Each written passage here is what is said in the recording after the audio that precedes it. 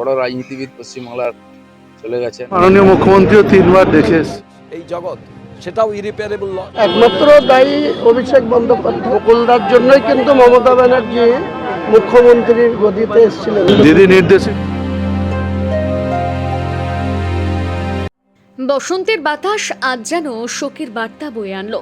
যে মানুষটি বাংলার রাজনীতির অলিন্দে প্রতিটি ঘাস ফুলের শিকড় চিনতেন, যার মস্তিষ্কে থাকতো বুথ স্তরের খুঁটিনাটি অঙ্ক, সেই চাণক্য আজ স্তব্ধ। প্রয়াত হলেন বর্ষিয়ান রাজনীতিবিদ মুকুল রায়। গতকাল মধ্যরাতে শেষ নিঃশ্বাস ত্যাগ করেন তিনি। শোকাতুর বাংলার রাজনৈতিক মহল। দলমত নির্বিশেষে আজ সবার একটাই কথা, বাংলার রাজনীতির একটি প্রদীপ্ত অধ্যায়ের অবসান হলো। বসন্তে ঝরল মুকুল।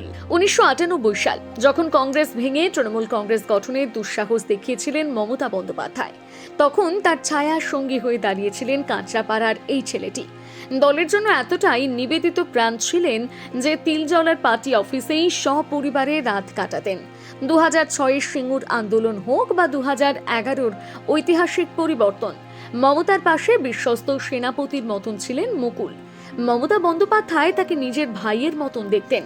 প্রতি বছর কপালে পরিয়ে দিতেন ভাইফোঁটার তিলক। দিল্লিতে তৃণমূলের মুখ থেকে কেন্দ্রীয় জাহাজ ও রেলমন্ত্রী হওয়া মুকুল রায়ের উত্থান ছিল রূপকথার মতো। কিন্তু রাজনীতির অঙ্ক বড়ই বিচিত্র।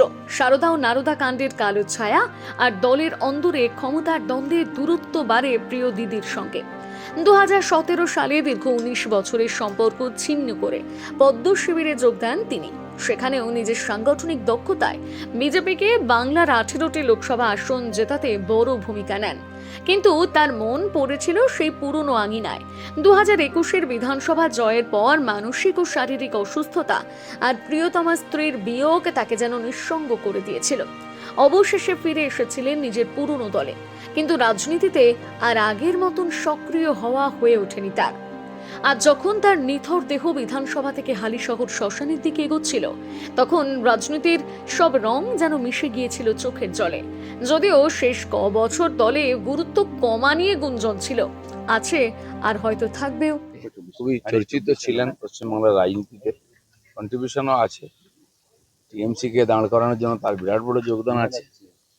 বিজেপিতে উনি সার্ভিস দিয়েছেন, কেন একজন বড় রাজনীতিবিদ পশ্চিমবাংলার চলে গেছেন। খুব কষ্ট পেয়েছেন, অনেকদিন ধরে অসুস্থ ছিলেন। মুকুলদার গুরুত্ব কমে গেছিল। কার জন্য কমলো বলে মনে হয়? একমাত্র দায়ী অভিষেক বন্দ্যোপাধ্যায়। 2014 সালে তার আবির্ভাব হওয়ার পর মুকুলদার জন্যই কিন্তু মমতা ব্যানার্জি মুখ্যমন্ত্রীর গদিতে এসেছিলেন 2011 সালে। আর ছেলে তিনিও রাজনীতির সঙ্গে আছেন। আগামী দিনে ছেলের কাছে ইরিপেয়ারেবল লস, এবং পলিটিক্যাল যে আমাদের এই সমাজ, এই জগৎ, সেটাও ইরিপেয়ারেবল লস। কিন্তু আগামী দিনে রাজনৈতিক গবেষক, রাজনৈতিক ছাত্ররা বিশ্লেষণ করবেন তার এই চরিত্রটা রাজনীতির কতটা ভালো করেছে না কতটা মন্দ করেছে। দিদি নির্দেশেই সবকিছু হয়েছে। দিদি আমাকে সকালবেলা ফোন করেছে, দিদি জানিয়েছে, তারপর আমি অ্যাপোলোতে গেছি। তবে শেষ বিদায়ের দিনে দেখা গেল অন্য ছবি। তৃণমূলের সেনাপতি অভিষেক বন্দ্যোপাধ্যায় নিজে হেঁটেই অনুগমন করলেন তার নিথর দেহের সঙ্গে। প্রধানমন্ত্রী থেকে মুখ্যমন্ত্রী সবার শোক বার্তায় স্পষ্ট হলো, মুকুল রায় শুধু একজন রাজনীতিবিদ ছিলেন না, তিনি ছিলেন একজন অভিজ্ঞ অভিভাবক। শারীরিক অসুস্থতা তাকে অনেকটা বদলে দিয়েছিল। অসংলগ্ন কথাবার্তা, স্মৃতির আড়াল তাকে শেষ জীবনে বড় একা করে দিয়েছিল।